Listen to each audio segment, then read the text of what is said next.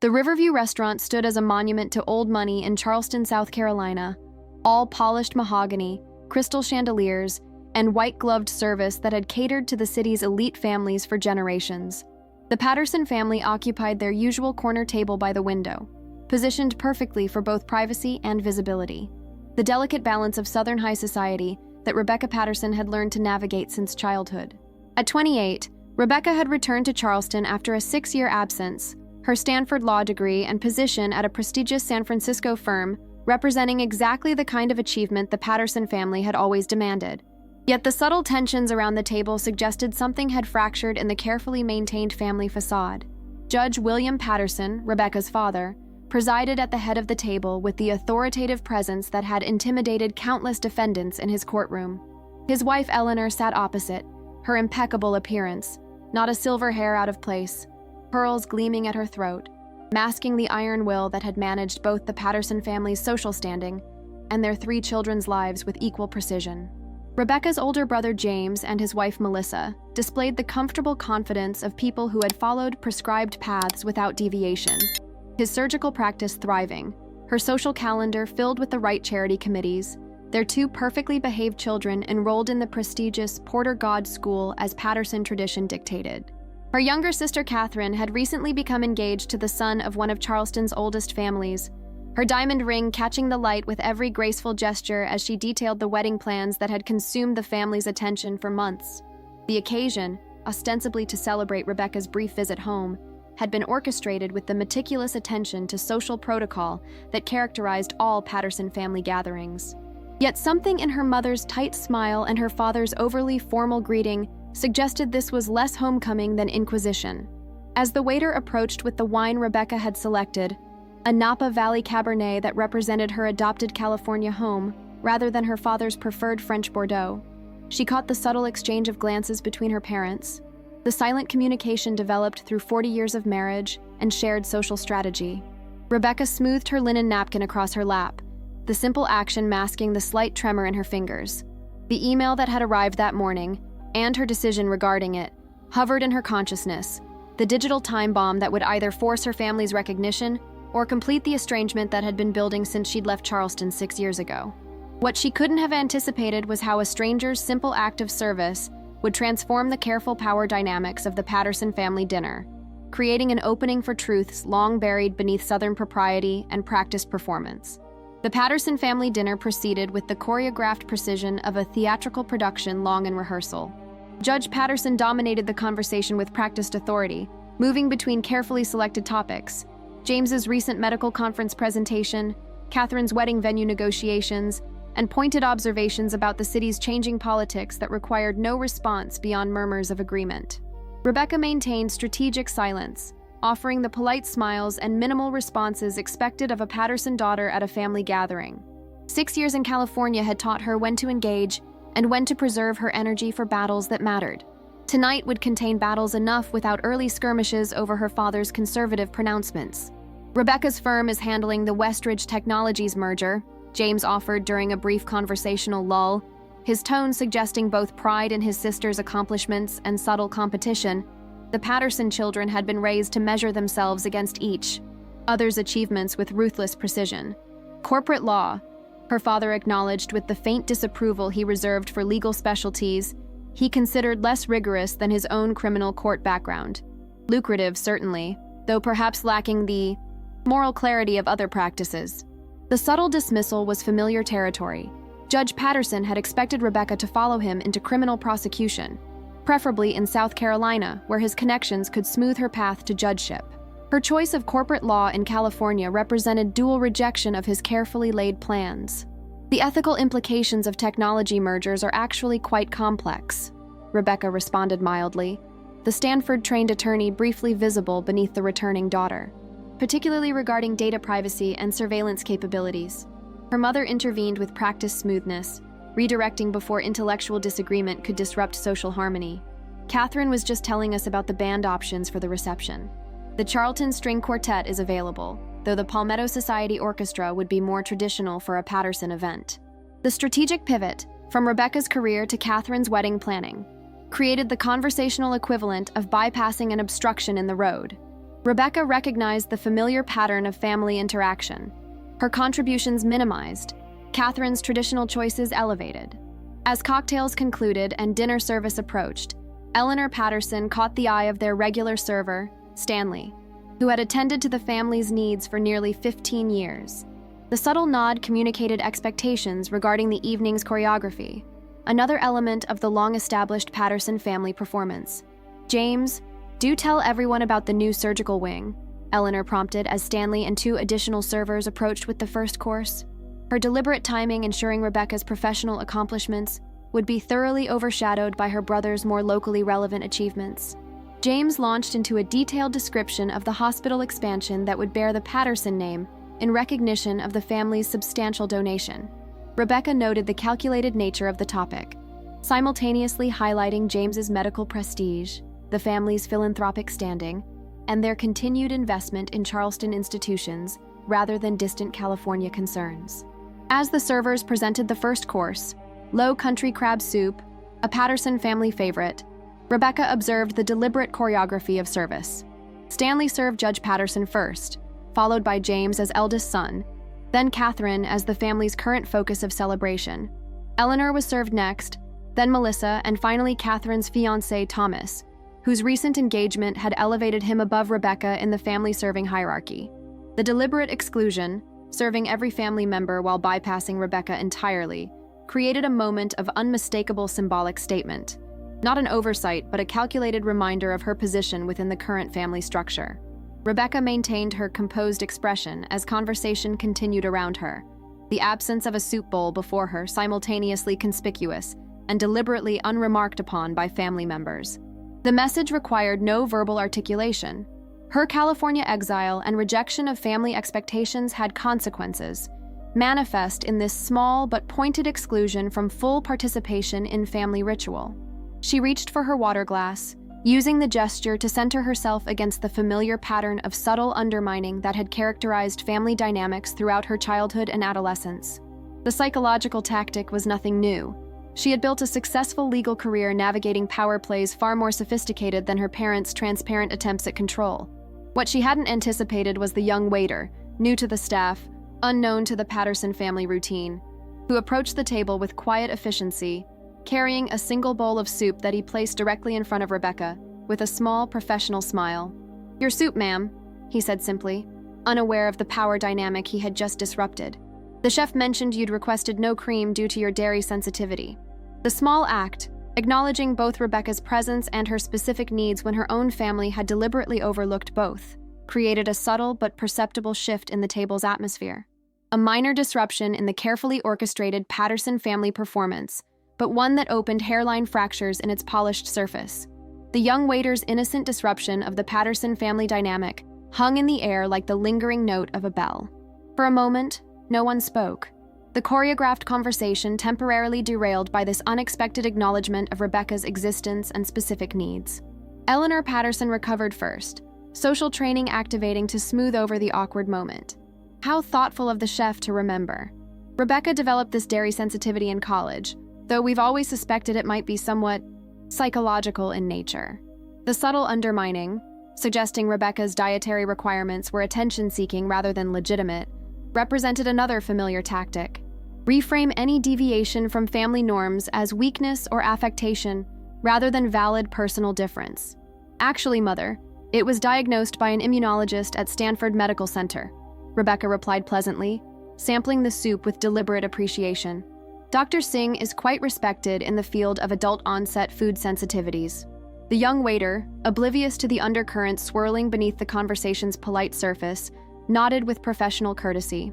"The chef is always happy to accommodate special dietary needs. Just let me know if everything is to your satisfaction."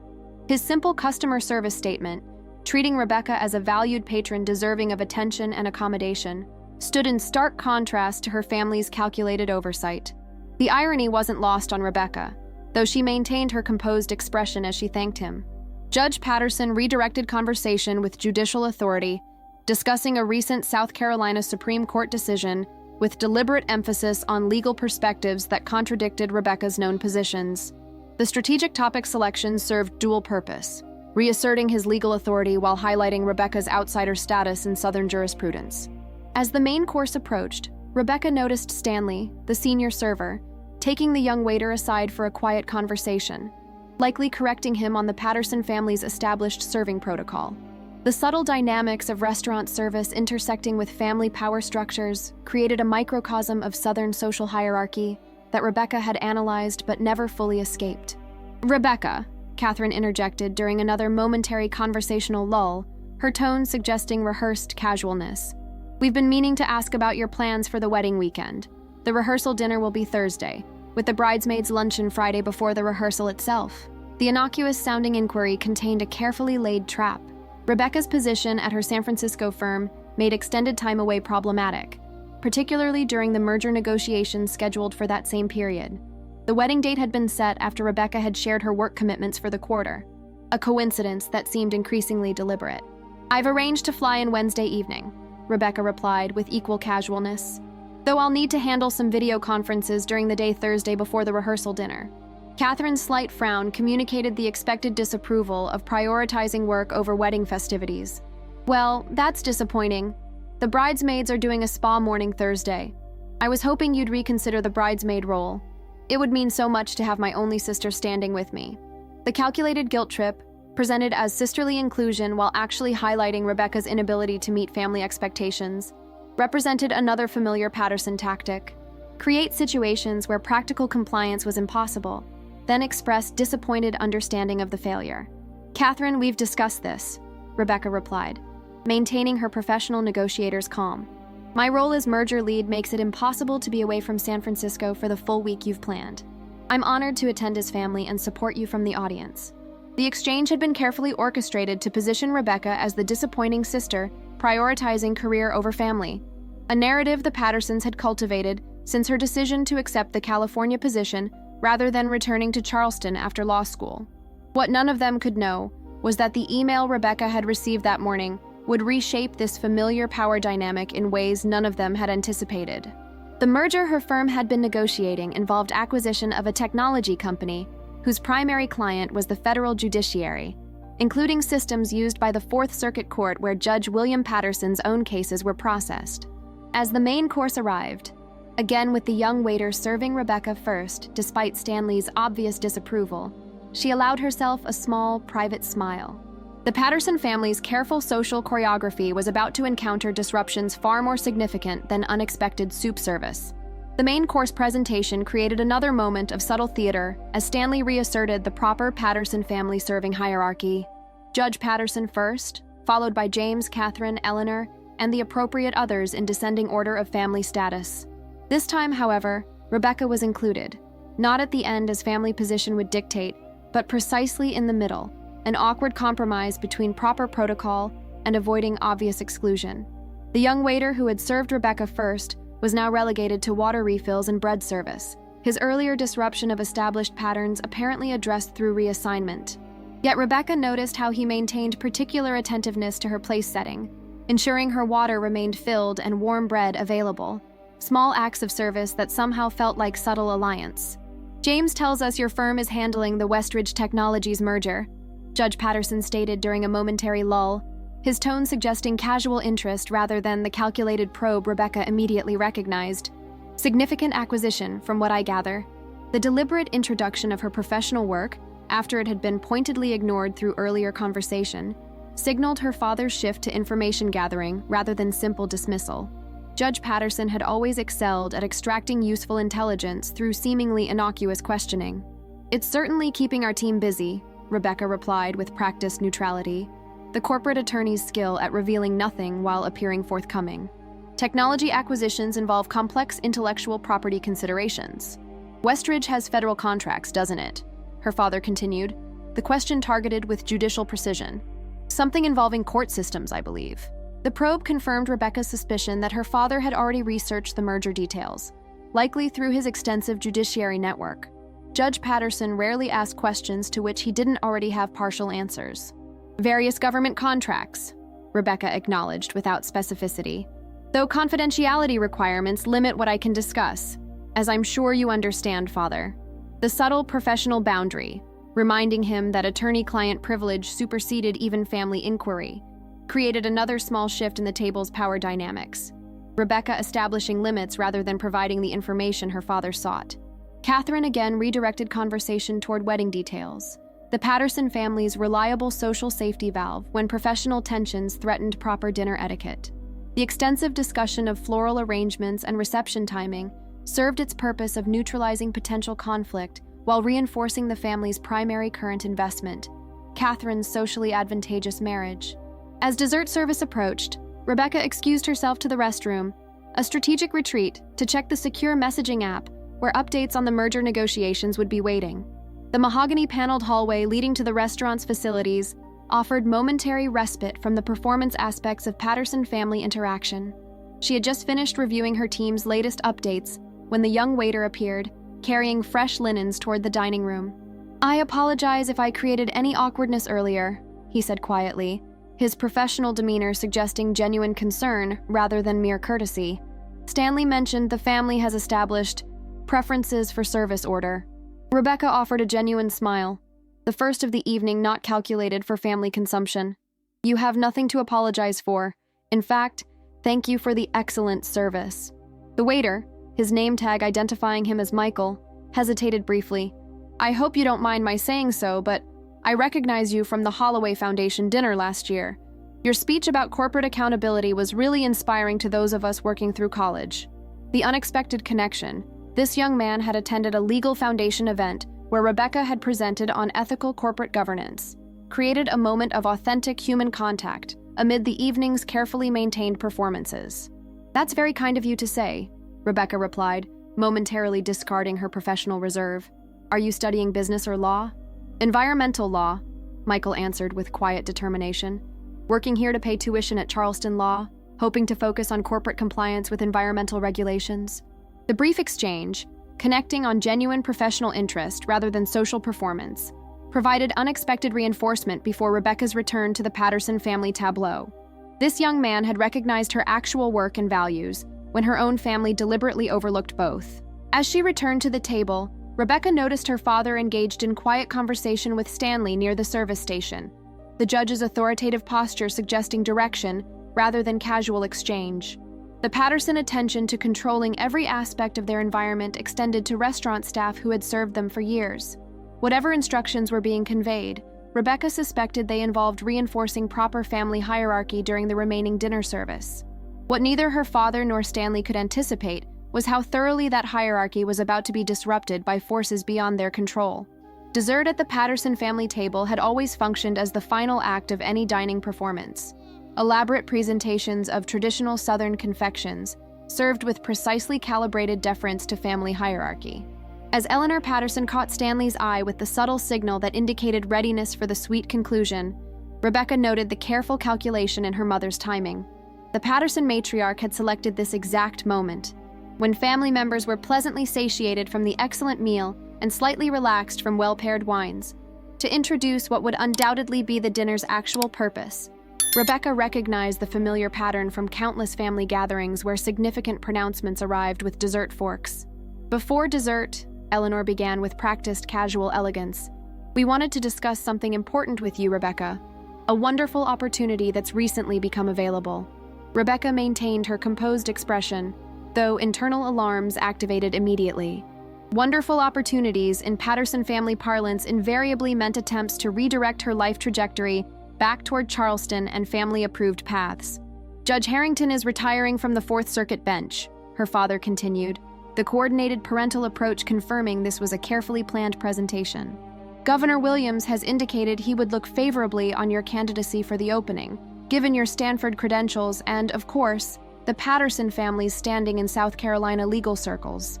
The strategic bomb had been carefully deployed, offering apparent recognition of Rebecca's professional achievements while simultaneously attempting to redirect her career back under family influence. A federal judgeship represented exactly the kind of prestigious position the Pattersons valued, particularly one that would return their wayward daughter to proper Southern jurisdiction. "That's quite unexpected," Rebecca replied neutrally, buying time to formulate her response. The irony of this offer arriving precisely as her firm negotiated acquisition of technology that served the very court system in question was not lost on her. "We understand you've established yourself in California," her mother added with the particular tone that suggested understanding while actually conveying disapproval. "But a federal judgeship is a lifetime appointment, Rebecca, the kind of stability and prestige that corporate law simply can't provide." James nodded with brotherly encouragement that couldn't quite mask the competitive assessment. A sister on the federal bench would reflect well on the Patterson name while not overshadowing his own medical prominence, a comfortable rebalancing of family achievement metrics. "The governor would need your answer rather quickly," Judge Patterson added, the apparent time pressure a transparent tactic to prevent thorough consideration or consultation with Rebecca's California colleagues. These opportunities don't remain available indefinitely. The calculated offer represented the Patterson family's most direct attempt yet to reclaim Rebecca's professional trajectory. Not simple undermining or social exclusion, but a sophisticated effort to redirect her career through apparent advancement. A judicial appointment that would simultaneously honor her achievements while bringing her firmly back under family influence. Before Rebecca could formulate her response, dessert service interrupted the moment, though with yet another disruption to established patterns. Michael, the young waiter who had served her soup first, returned with a silver tray bearing the Patterson family's traditional dessert selections. But rather than following Stanley's restored hierarchy, he placed the first dessert, a perfectly executed chocolate soufflé, directly in front of Rebecca. "The chef prepared this specially," he explained with professional courtesy that somehow conveyed subtle alliance. "Made with almond milk to accommodate your dairy sensitivity." The second deliberate disruption of service protocols, this time clearly intentional rather than innocent oversight, created another ripple through the carefully maintained Patterson family dynamic. Stanley's expression revealed controlled displeasure, while Judge Patterson's slight frown indicated recognition that restaurant staff had somehow slipped from his sphere of influence. "How thoughtful," Rebecca replied, the simple acknowledgement conveying appreciation beyond mere dessert service. This young man had again recognized her as an individual with specific needs worthy of accommodation, a stark contrast to her family's calculated oversight. As Michael continued serving desserts in seemingly random order rather than family hierarchy, Rebecca's phone vibrated with a discreet notification. The secure messaging app indicated an urgent update from her San Francisco team. The final merger details for Westridge Technologies had been approved, with immediate implementation of system integration for federal judiciary clients. The timing couldn't have been more perfect. As her father prepared to press for her response regarding the judgeship, Rebecca now possessed the perfect leverage to reclaim control of the Patterson family dinner, and perhaps the family dynamic itself. The chocolate soufflé remained untouched before Rebecca as her father leaned forward slightly, judicial authority fully engaged. "About the appointment opportunity," he prompted, the subtle pressure in his tone suggesting immediate response was expected despite the significant career decision involved. "It's certainly an interesting proposition," Rebecca replied, corporate negotiators' skills deployed in family context, though there are several considerations that would need to be addressed. Her deliberate non-commitment, neither accepting nor rejecting outright, represented departure from the Patterson family's expected response pattern. Important offers from parental authority figures were to be received with appropriate gratitude and compliance rather than analytical assessment.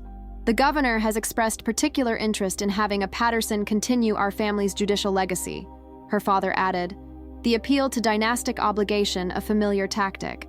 "Your grandfather would have been proud to see another Patterson on the federal bench." The strategic invocation of family legacy, particularly her revered grandfather whose portrait dominated the Patterson home library, represented deployment of emotional leverage when mere opportunity had proven insufficient motivation. Rebecca took a deliberate sip of water, the small action buying time to compose her response. The merger notification provided perfect counter-leveraging, but tactical considerations suggested allowing her parents to fully deploy their persuasive arsenal before revealing her position of strength. "The timing is actually rather complex," she noted with professional composure. "My firm has just finalized a significant technology acquisition that will require substantial leadership over the coming months." Eleanor Patterson waved this concern away with the dismissive gesture reserved for career obstacles to family priorities. "Surely your firm has other attorneys who could handle a mere corporate transaction. A federal judgeship is a once-in-a-lifetime opportunity, Rebecca." The deliberate minimization of Rebecca's professional responsibilities, reducing complex merger leadership to a mere corporate transaction, represented another familiar tactic. diminish achievements outside family-approved paths, while elevating opportunities that aligned with Patterson priorities. This particular transaction is rather significant, Rebecca countered mildly. Westridge Technologies provides the primary case management systems for federal courts across the country, including the Fourth Circuit where this judgeship would be located. The strategic revelation, delivered with casual precision, landed with visible impact. Judge Patterson's expression shifted from confident authority to sudden reassessment, the experienced jurist immediately recognizing the potential conflict of interest implications. "You're handling acquisition of judiciary technology systems," he clarified, legal mind already calculating the ramifications. "Our firm is lead counsel on the merger," Rebecca confirmed. "As of approximately 20 minutes ago, Westridge Technologies is being integrated into our client's operations, including all federal judiciary contracts." The power dynamic at the table shifted perceptibly as Judge Patterson processed this information. His daughter wasn't simply a corporate attorney in distant California. She was directly involved with technology systems his own court relied upon daily. Her professional influence suddenly extended directly into his judicial domain. "I wasn't aware Westridge handled judiciary contracts," he said carefully. The judge's ability to maintain composed expression, despite significant revelation, impressive even to Rebecca's experienced assessment. "The judiciary contract represents approximately 60% of their business valuation," Rebecca elaborated, providing precisely the information that would reshape her father's understanding of her professional positioning, including complete case management, security protocols, and judicial communication systems. Eleanor Patterson, recognizing the conversation had veered into territory beyond her social management skills, attempted redirect to more comfortable ground. "Perhaps we should discuss the wedding arrangements while enjoying our desserts." Catherine was mentioning the rehearsal dinner seating charts earlier, but the strategic pivot failed as Judge Patterson raised his hand slightly. The subtle gesture that had silenced countless courtroom interruptions now deployed at his own dinner table. "I believe Rebecca was explaining her professional obligations regarding judiciary technology systems." The simple acknowledgement that Rebecca's career warranted serious consideration rather than dismissal as obstacle to family plans represented significant shift in the evening's dynamic. Her father was now engaging with her professional reality rather than attempting to override it with family expectations. As Rebecca provided additional context regarding the merger implications, she noticed Michael refreshing water glasses around the table, his service pattern now following conversation flow rather than family hierarchy. His attentive presence somehow reinforced her reclaimed professional authority, the outsider's recognition of her value, providing subtle support against family diminishment. The Patterson dinner performance was veering dramatically off script, the carefully maintained family hierarchy disrupted by Rebecca's unexpected professional leverage. What had begun as deliberate exclusion designed to reinforce compliance was evolving into reluctant recognition of her independent power, a transformation initiated by a simple act of service when a waiter placed a soup bowl before the person her family had strategically overlooked. The remainder of dessert unfolded with subtly altered family dynamics. Judge Patterson's questions about the Westridge Technologies merger had shifted from dismissive inquiry to genuine professional interest, legal mind engaging with the significant judiciary technology implications. Rebecca provided measured responses that demonstrated sophisticated understanding of both technical and legal considerations, her expertise now commanding legitimate attention rather than family dismissal. "The integration protocols include substantial security enhancements," she explained, corporate attorneys' precision deployed in family context. "Federal judiciary systems have been particularly vulnerable to certain exploitation attempts given their aging infrastructure." Her father nodded with judicial comprehension, years of bench experience having familiarized him with the technical limitations of court systems. "The Fourth Circuit has experienced significant delays due to system inadequacies. Your firm's client will be addressing these issues? Complete system modernization is scheduled for implementation within 18 months, Rebecca confirmed, beginning with the Fourth Circuit as pilot program before national rollout. The information landed with calculated impact. Her father's own court would be first to experience the benefits of technology her firm was helping implement. His professional world would soon be directly influenced by her California career he had previously dismissed as misguided deviation from Patterson family expectations. James attempted to reassert his medical prominence with detailed description of new surgical techniques, but the conversational center of gravity had shifted. Judge Patterson's continued engagement with Rebecca's merger insights created unprecedented rebalancing of Patterson family attention dynamics. Eleanor Patterson observed this transformation with the careful assessment of a social strategist, recognizing shifted terrain. Her attempted redirections toward Catherine's wedding details gained minimal traction as the judge continued professional dialogue with his younger daughter. Their first genuine exchange of legal perspectives since Rebecca had chosen corporate practice over criminal prosecution. "Your expertise regarding these systems would actually be quite valuable to the judiciary," Judge Patterson noted, tactical mind recalibrating his approach. "Perhaps consultation arrangements could be established alongside potential judicial consideration." The strategic pivot, from pressuring Rebecca toward judgeship to suggesting her corporate expertise might complement judicial service, represented sophisticated adaptation to newly revealed power dynamics. The Patterson patriarch was attempting to incorporate her California success into revised family narrative rather than demanding its abandonment. Rebecca recognized the maneuver with professional appreciation for its tactical elegance. Such consultation would require careful ethical boundaries, of course. "My firm maintains strict protocols regarding potential conflicts of interest." The subtle establishment of professional boundaries, reminding her father that her ethical obligations extended beyond family expectations, maintained her reclaimed authority while acknowledging his adaptive approach. The corporate negotiator and the experienced judge engaging as professional equals, rather than father dictating to daughter.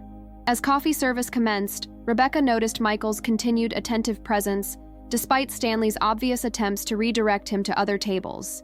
The young waiter's determined focus on providing excellent service to the Patterson table, particularly to Rebecca, suggested personal investment beyond professional obligation. "I understand you're pursuing environmental law," Rebecca noted when Michael approached with coffee service, the acknowledgement of their earlier conversation creating another small disruption to Patterson family protocols. Personal engagement with service staff represented deviation from proper social boundaries in traditional Southern contexts. "Yes, ma'am," Michael confirmed with professional courtesy, underlaid with genuine appreciation for her recognition. "Focusing on corporate compliance with clean water regulations." "An admirable specialization," Rebecca responded with authentic interest rather than social performance. "My firm's environmental practice group handles significant compliance work for technology clients. I'd be happy to connect you with our recruiting department regarding internship opportunities." The simple professional courtesy, acknowledging this young man's career aspirations and offering legitimate assistance, created another subtle shift in the table's atmosphere. Rebecca was extending professional network access independently, rather than through Patterson family connections, establishing herself as separate source of opportunity and influence. Eleanor Patterson's slight frown communicated disapproval of this boundary crossing, while Catherine's expression revealed genuine confusion at Rebecca's interest in restaurant staff beyond basic service interactions. The Patterson family had always maintained careful social stratification, with service personnel existing as functional elements rather than individuals with recognized aspirations. Yet Judge Patterson's thoughtful observation of this exchange suggested recalibration beyond simple reaction to Rebecca's merger revelations. The experienced jurist was reassessing his younger daughter with the careful consideration of someone recognizing previously overlooked dimensions. As the evening progressed toward conclusion, Rebecca maintained her professional composure, while noting the transformed family dynamic her strategic revelations had created. What had begun as deliberate exclusion designed to reinforce her peripheral family status had evolved into reluctant recognition of her independent professional influence. The Patterson family dinner performance had veered dramatically off script, and the final act remained to be written. As the Patterson family dinner approached its conclusion, the carefully orchestrated performance had transformed into something none of the participants had anticipated. Rebecca's revelation regarding the judiciary-technology merger had fundamentally altered the evening's power dynamics, creating space for authentic professional engagement that transcended familiar patterns of family diminishment. Judge Patterson signaled for the check with the subtle gesture he had employed at Riverview for decades, the restaurant staff trained to recognize such communication from valued patrons. Stanley appeared immediately, presenting the leather folio with practiced deference to the family patriarch. "Everything was excellent as always, Stanley," Judge Patterson acknowledged, extracting his platinum card without consulting the actual total, a power move that communicated both financial indifference and established patronage. "Thank you, Judge Patterson. It's always our pleasure to serve your family," Stanley responded, with the polished deference that had characterized his 15 years attending to the Patterson table. Rebecca observed this exchange with professional detachment, noting the performative elements that reinforced traditional hierarchies. Her father's casual financial dominance, Stanley's practiced subservience, the family's collective participation in this display of established social order. What disrupted this familiar choreography was Michael's approach with coffee service. His attentive focus on ensuring Rebecca's cup remained filled, creating subtle counterpoint to Stanley's deference toward Judge Patterson. Two service dynamics operating simultaneously. One reinforcing traditional authority, the other acknowledging Rebecca's reclaimed position within the family structure. "I've taken the liberty of providing my card for the Environmental Law Society," Michael said quietly as he refreshed Rebecca's coffee, placing a discreet business card beside her saucer. "For the internship information you mentioned, when convenient." The simple professional exchange, conducted with appropriate restraint yet clearly outside traditional patron-server boundaries, represented another small disruption to Patterson family protocols. Rebecca acknowledged the card with a genuine smile rather than the practiced social expression she had maintained throughout most of the evening. "I'll have my assistant contact you next week," she promised, the straightforward professional courtesy creating another ripple in the family's social expectations. As Judge Patterson completed the payment ritual, adding his standard generous tip with the flourish that communicated both wealth and noblesse oblige, Rebecca reached for her purse with deliberate movement. "Allow me to cover the wine," she offered, extracting her own platinum card with casual confidence. The Napa Cabernet was my selection after all. The simple gesture, asserting financial participation rather than accepting paternal provision, created yet another subtle shift in the evening's established patterns. Patterson family dinners had always been patriarchal affairs, with Judge Patterson maintaining financial control as extension of family authority. "That's not necessary," her father began with automatic response to this disruption of traditional roles. "I insist," Rebecca countered pleasantly but firmly. "Particularly since we're celebrating my visit home, it would be my pleasure." The professional courtesy with which she handed her card to Stanley, neither performance of wealth nor challenge to paternal authority, but simple adult assertion of financial participation, created moment of recalibration throughout the table. Rebecca was neither accepting dependent role nor aggressively challenging established order, but simply engaging as financial equal in family gathering. As the family prepared to depart, the traditional leave-taking rituals began. Eleanor's precise instructions regarding upcoming family obligations, Catherine's reminders about wedding timelines, James's brotherly assessments thinly disguised as medical concern. The familiar choreography reasserting itself after the evening's unexpected disruptions. Yet something fundamental had shifted in how these familiar patterns engaged with Rebecca. The deliberate exclusion that had characterized early dinner service had transformed into reluctant inclusion following her merger revelations. The Patterson family was adapting to her demonstrated professional influence rather than expecting her compliance with established hierarchies. Judge Patterson's parting comments confirmed this transformation.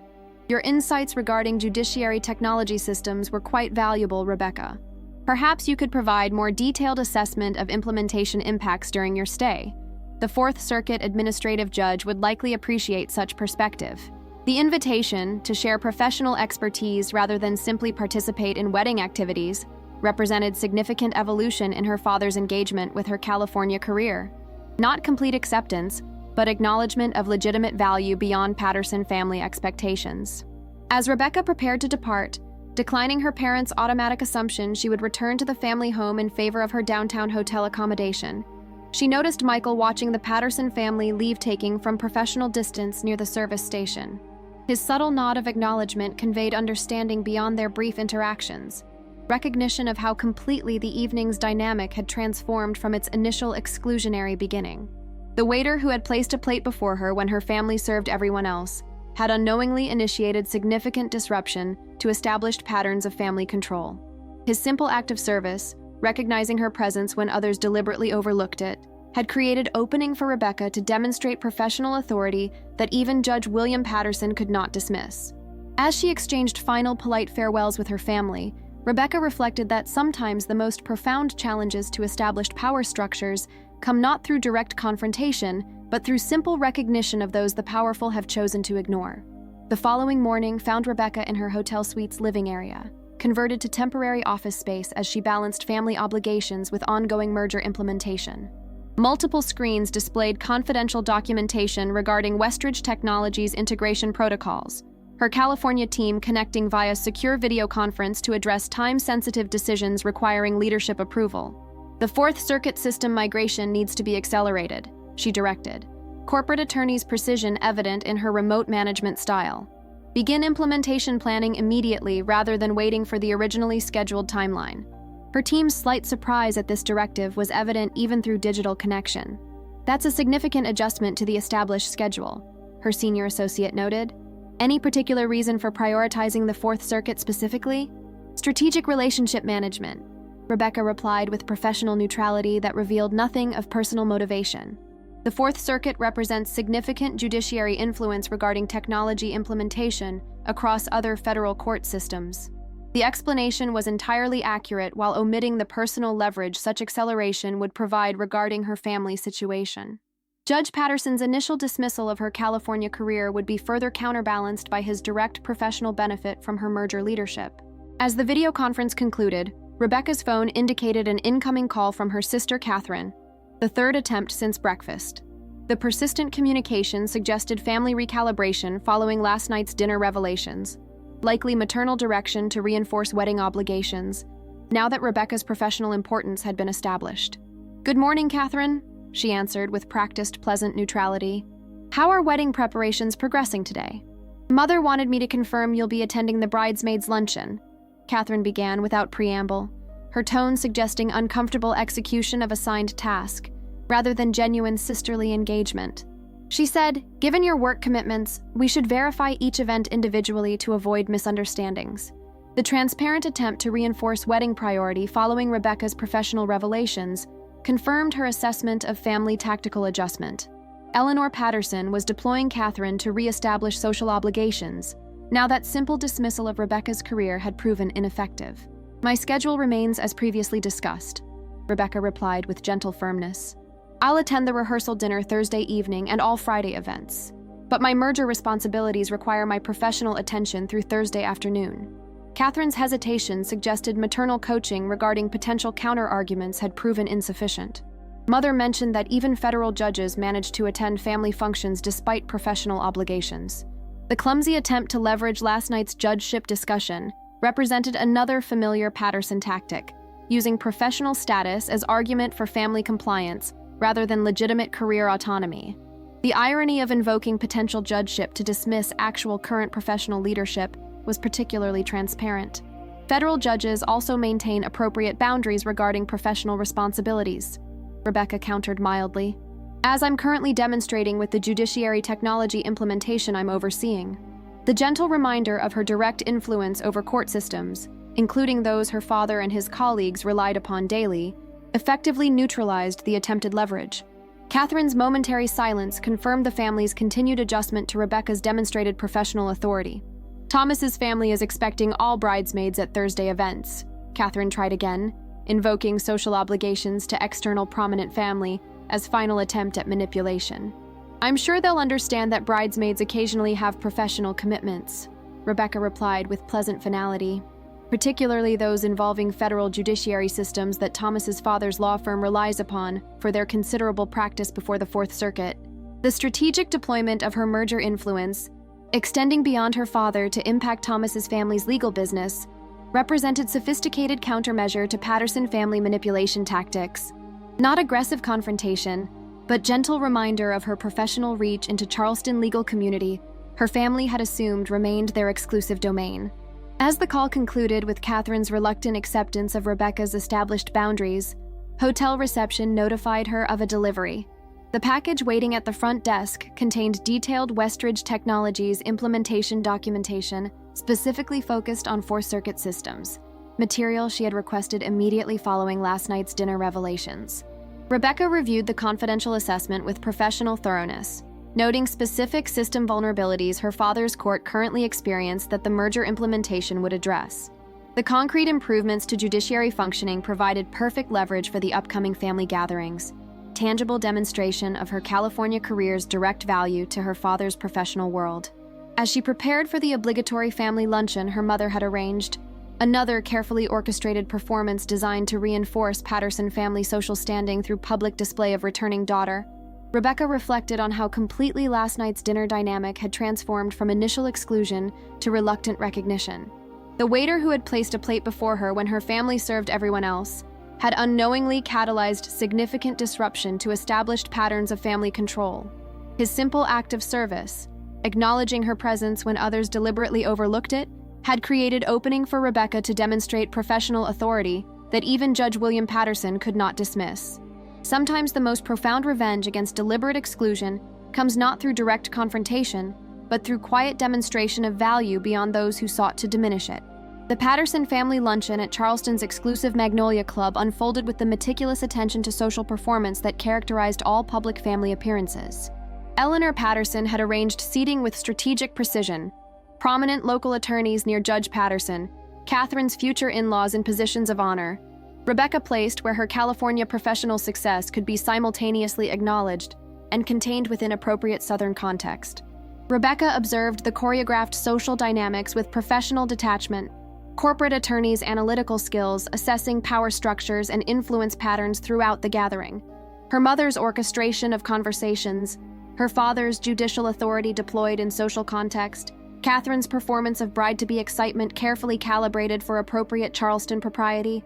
What differed from previous family events was subtle but significant shift in how Rebecca herself was positioned within the Patterson narrative.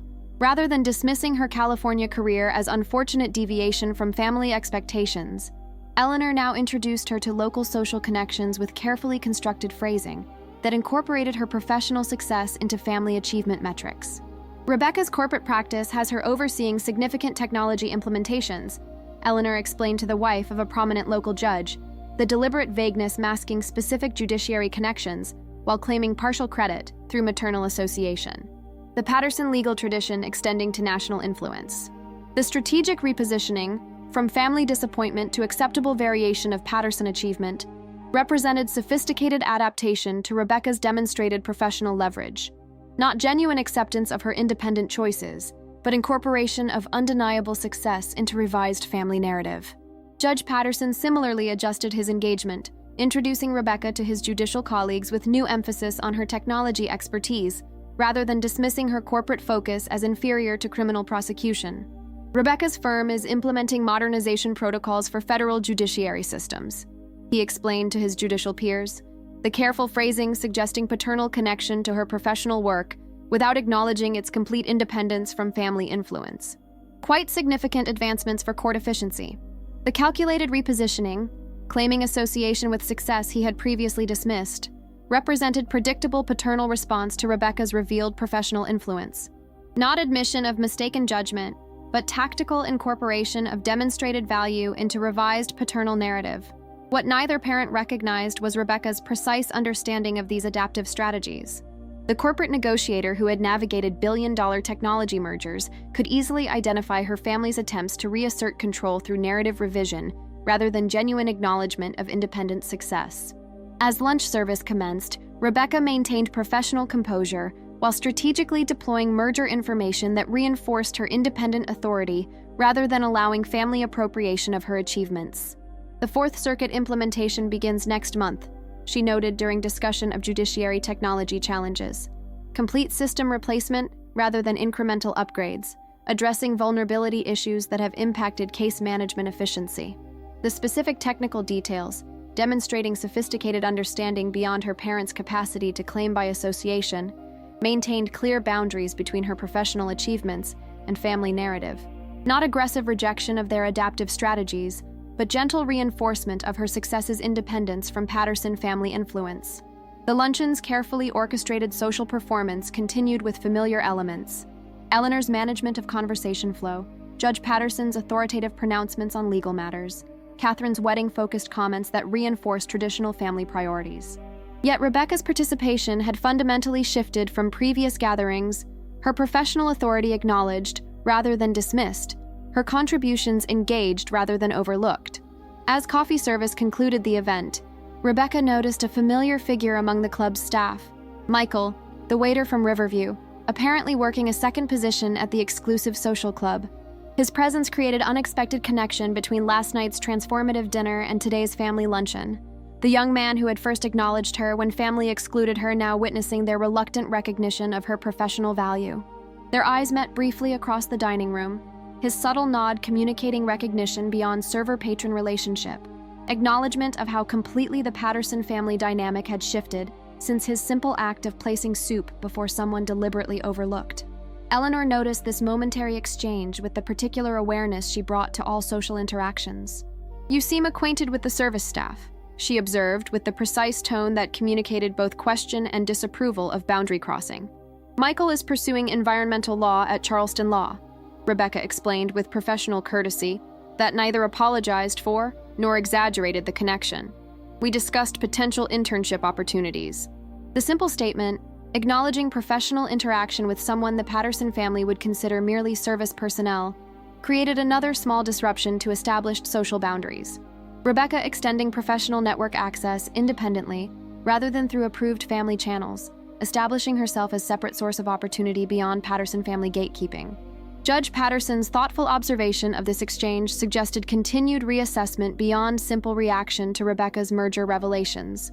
The experienced jurist was recognizing dimensions of his daughter's professional identity that transcended familiar family categorizations. As the Patterson family gathering concluded with practiced social grace, Rebecca maintained her composed professional presence, while noting the transformed family dynamic her strategic revelations had created. What had begun as deliberate exclusion designed to reinforce her peripheral family status had evolved into reluctant recognition of her independent professional influence. The simple act of a waiter placing a plate before her when her family served everyone else had initiated disruption to established patterns that now extended beyond single dinner to fundamental recalibration of Patterson family power structures. The evening before Rebecca's scheduled return to California found her in Judge Patterson's wood-paneled home office, the sanctum where family verdicts had been delivered throughout her childhood.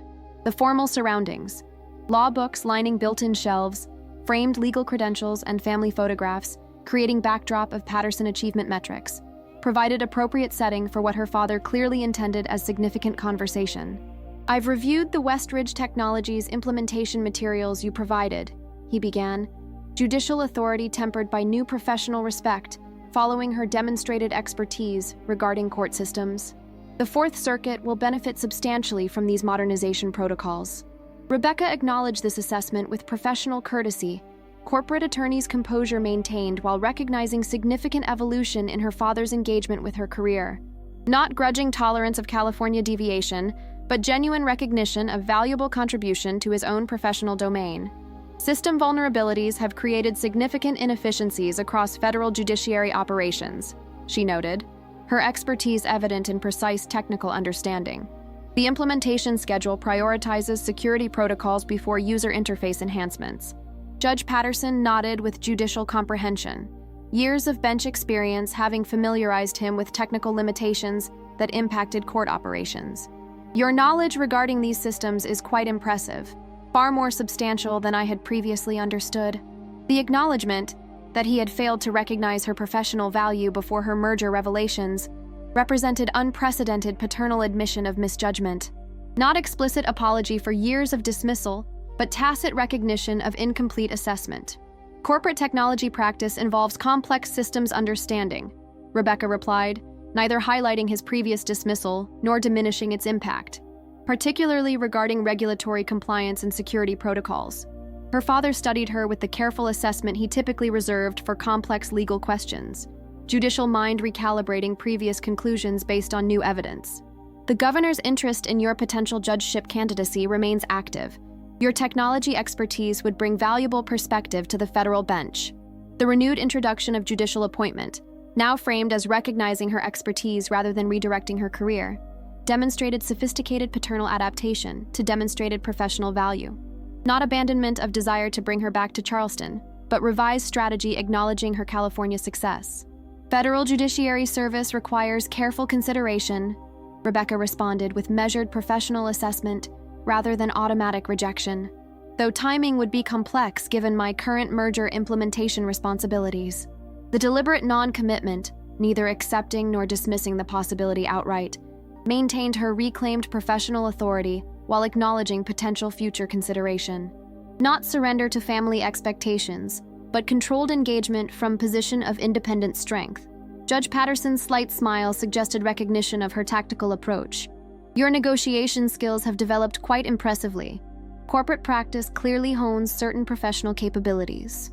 The acknowledgement that her chosen path had developed valuable skills rather than representing misguided deviation constituted significant evolution in paternal assessment. Not complete acceptance, but recognition of legitimate professional development beyond Patterson family prescribed paths. Different legal specialties develop different strengths, Rebecca acknowledged. The corporate attorney's diplomatic framing allowing her father professional dignity while maintaining her own independent value. Criminal and corporate practice each provide unique perspectives. This careful positioning, acknowledging complementary strengths rather than competing valuations, created space for professional respect that transcended previous family judgment patterns. Not subordination to paternal authority, but engagement between legal colleagues with different specializations. As their conversation continued, Rebecca maintained professional boundaries while allowing genuine engagement with her father's judiciary perspectives. The exchange evolved beyond traditional Patterson family dynamics into something approaching authentic professional dialogue, two attorneys discussing legal systems with mutual respect, rather than father judging daughter's choices. When Eleanor appeared at the office doorway to announce dinner, she observed this transformed interaction with the careful assessment of someone recalibrating long-established family patterns. The Patterson matriarch had expected either continued paternal judgment or daughter's defensive justification, familiar dynamics that reinforced established family roles. Instead, she encountered professional colleagues engaged in substantive legal discussion that acknowledged distinct expertise on both sides. "I've set your place beside your father's at dinner," Eleanor noted with subtle acknowledgement of Rebecca's elevated family position following demonstrated professional value. "He mentioned you were discussing judiciary technology implementation." The deliberate adjustment, from peripheral family placement to position of honor, represented Eleanor's strategic adaptation to transformed family dynamics. Not genuine acceptance of Rebecca's independent choices, but recognition of demonstrated influence that could no longer be minimized through traditional Patterson family tactics. As Rebecca joined her parents for final family dinner before returning to California, she reflected on how completely the week's dynamics had transformed from initial exclusionary patterns. The waiter who had placed a plate before her when her family served everyone else had unknowingly initiated disruption to established hierarchy that now extended through all family interactions.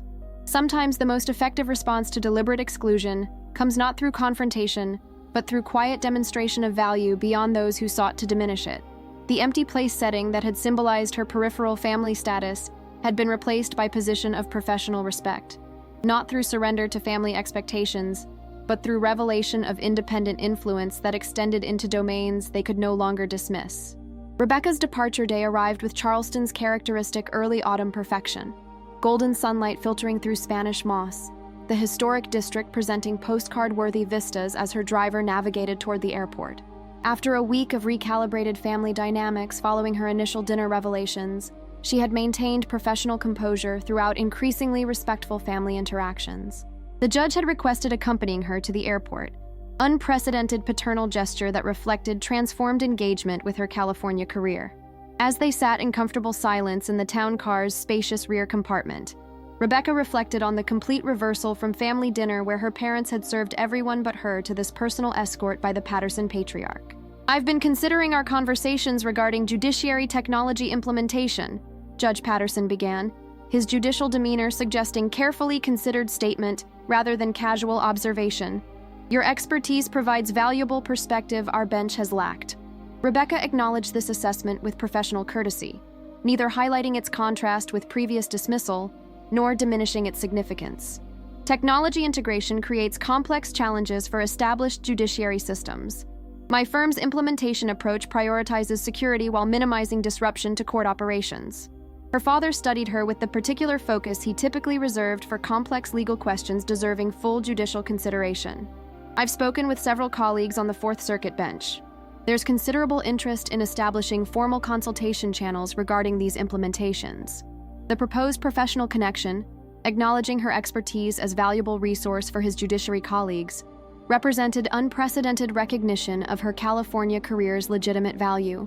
Not attempted redirection toward Charleston legal circles, but formal bridge between her established professional path and his judicial world. Such consultation would require careful ethical boundaries, Rebecca noted, corporate attorney's precision addressing potential conflicts of interest. Though structured appropriately, Such dialogue could benefit both judiciary operations and implementation efficiency. This measured response, neither eager acceptance nor rejection of paternal overture, maintained her reclaimed professional authority while acknowledging potential collaboration. Not surrender to family expectations, but controlled engagement from position of independent strength. As the car approached airport departures, Judge Patterson shifted slightly, subtle indication of transitioning from professional discussion to more personal territory. Your mother and I have perhaps been insufficiently attentive to your professional development in California. The careful phrasing, judicial understatement rather than direct apology, represented significant paternal concession. Not explicit acknowledgement of years dismissing her chosen path, but tacit recognition of incomplete assessment. Different legal specialties develop different perspectives. Rebecca replied with diplomatic precision that allowed her father professional dignity while maintaining her own independent value. Criminal and corporate practice each provide unique contributions to the legal landscape. This careful positioning, acknowledging complementary strengths rather than competing valuations, created space for mutual respect that transcended previous family judgment patterns. Not subordination to paternal authority, but engagement between legal colleagues with different specializations. As they reached the departure terminal, Judge Patterson extended his hand with formal gesture that contained both professional respect and personal connection. Your insights regarding judiciary technology have been valuable, Rebecca. I look forward to continuing our discussions during implementation. The acknowledgement of ongoing professional dialogue rather than merely family obligation represented fundamental transformation in paternal engagement with her California career. Not grudging tolerance of deviation from family expectations, but genuine recognition of valuable contribution to legal systems they both served through different paths. Rebecca accepted his handshake with composed professional courtesy that matched his formal demeanor. I'll ensure the Fourth Circuit implementation receives priority attention. My team understands its significance to efficient judiciary operations. As they exchanged formal farewells appropriate to their recalibrated relationship, Rebecca noticed a familiar figure crossing the airport concourse. Michael, the Riverview waiter whose simple act of placing soup before her had initiated transformation of established family dynamics. Their brief eye contact across the terminal created moment of recognition beyond coincidental encounter, acknowledgement of how completely the Patterson family paradigm had shifted since his small act of service. The waiter who had served her first when her family deliberately excluded her had unknowingly catalyzed disruption to established hierarchy that extended beyond single dinner to fundamental recalibration of Patterson family power structures. His simple acknowledgement of her presence when others strategically overlooked it had created opening for her to demonstrate professional authority that even Judge William Patterson could not dismiss. As Rebecca proceeded toward security, she reflected that sometimes the most profound response to deliberate exclusion comes not through confrontation, but through quiet revelation of value beyond those who sought to diminish it. The empty place setting that had symbolized her peripheral family status had been replaced by position of professional respect, transformation initiated by a stranger's simple act of service, and completed through her own strategic demonstration of influence that extended directly into domains her family could no longer ignore. 6 months later, Rebecca returned to Charleston for Catherine's wedding weekend, the culmination of elaborate preparations that had occupied Patterson family attention since her previous visit. The ceremonial aspects proceeded with expected Southern traditional elements: rehearsal dinner at the historic Harbor Club, ceremony at St. Michael's Church, reception at the Magnolia Plantation Gardens. Every detail reflected the meticulous social orchestration that characterized Patterson family public performances. Yet beneath these familiar elements, substantial evolution had occurred in family dynamics following Rebecca's previous visit. The carefully choreographed wedding events positioned her with newfound respect rather than peripheral tolerance. Her California professional success now incorporated into revised Patterson family narrative, rather than dismissed as unfortunate deviation. Judge Patterson's engagement with Rebecca had transformed most significantly, their interactions reflecting professional colleague status rather than paternal judgment. The Fourth Circuit judiciary technology implementation she had prioritized following their airport conversation had substantially improved court operations, creating tangible evidence of her California career's value to his professional domain. The system enhancements have increased case management efficiency by 30%. He noted during a quiet moment at the rehearsal dinner, judicial appreciation evident in his assessment. My colleagues are particularly impressed with the security protocol upgrades. This acknowledgement of specific professional contribution rather than general family obligation represented fundamental shift in paternal engagement. Not grudging tolerance of deviation from family expectations, but genuine recognition of valuable expertise he and his judiciary peers now actively sought.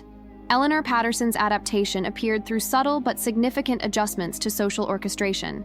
Rebecca's placement at family gatherings now reflected professional achievement status rather than unmarried daughter positioning. Her introductions to Charleston social connections, highlighting corporate expertise rather than minimizing California deviation. Rebecca's implementation of judiciary technology systems has been quite revolutionary. Eleanor explained to prominent local attorneys, maternal tone suggesting partial credit through family association, while acknowledging independent professional value. The Patterson legal tradition extending to national technology innovation. The strategic repositioning, from family disappointment to notable variation of Patterson achievement, represented sophisticated maternal adaptation. Not genuine acceptance of independent choices, but incorporation of undeniable success into revised family narrative. Most revealing was Rebecca's encounter with Michael during the wedding reception. The young waiter whose simple act of service had initiated transformation of family dynamics was now serving as event staff rather than restaurant server, his law school schedule accommodating weekend catering work at prestigious social functions. "Congratulations on your internship offer," Rebecca noted during brief professional interaction amid reception service, maintaining appropriate social boundaries while acknowledging their connection beyond typical patron-server relationship. "Our environmental compliance team was impressed with your academic focus." Michael's appreciative response reflected understanding beyond simple employment opportunity. "Thank you for the recommendation. It's opened doors I couldn't have accessed independently." This exchange, acknowledging professional connection that transcended traditional Southern social hierarchies, created another subtle disruption to Patterson family protocols. Rebecca extending network access independently rather than through approved family channels, establishing herself as separate source of opportunity beyond Patterson family gatekeeping. Judge Patterson observed this interaction with thoughtful assessment rather than automatic disapproval, his judicial perspective apparently expanding beyond traditional social boundaries following months of professional engagement with his daughter's corporate expertise. As wedding festivities concluded and Rebecca prepared to return to California, she reflected on how completely family dynamics had transformed since that initial dinner where her parents had served everyone but her. The deliberate exclusion designed to reinforce her peripheral status had evolved into reluctant recognition of her independent professional influence. The waiter who had placed a plate before her when her family deliberately overlooked her had unknowingly initiated disruption to established hierarchy that now extended through all family interactions. His simple acknowledgement of her presence when others strategically minimized it had created opening for her to demonstrate professional authority that even Judge William Patterson could not dismiss. Sometimes the most effective response to deliberate exclusion comes not through confrontation, but through quiet demonstration of value beyond those who sought to diminish it. The empty place setting that had once symbolized her peripheral family status had been replaced by position of professional respect, not through surrender to family expectations, but through revelation of independent influence that extended into domains they could no longer ignore. As Rebecca's return flight carried her toward California and the professional world she had built beyond Patterson family expectations, she carried with her understanding that true resolution of family exclusion doesn't require dramatic confrontation or emotional vindication, just strategic revelation of value that transforms deliberate oversight into reluctant recognition. The waiter who had placed a plate before her first had unknowingly served something far more significant than soup. The simple acknowledgement that created space for reclaiming her rightful place at both literal and metaphorical family tables. At the family dinner, my parents served everyone but me. Then the waiter placed a plate in front of me first, reveals powerful truths about family dynamics, quiet resistance, and the transformative potential of being seen when others deliberately overlook your presence. Like Rebecca Patterson, many of us have experienced the particular pain of family exclusion, those calculated moments when loved ones signal your peripheral status through subtle but unmistakable actions. Her journey reminds us that responding to such treatment doesn't require dramatic confrontation or emotional capitulation, but rather strategic demonstration of your value in domains that matter. The unexpected ally in this story, a waiter who simply acknowledged someone when family deliberately overlooked them, demonstrates how profound impact can come from the smallest acts of recognition. Sometimes being seen by a stranger creates the opening needed to reclaim your rightful place at both literal and metaphorical tables. If this story resonated with you, consider: where might your own family dynamics include patterns of strategic exclusion or diminishment? What professional or personal value do you possess that extends beyond those who seek to minimize it? How might quiet demonstration of your influence be more effective than direct confrontation with those who exclude you? Subscribe for more stories exploring the complex territories of family relationships, professional identity, and the subtle resistance strategies that transform exclusion into recognition. Remember that sometimes the most powerful response to being deliberately overlooked isn't demanding attention, but strategically revealing value that extends into domains others cannot ignore. What plate might you need to serve yourself first, rather than waiting for family acknowledgement that may never willingly come?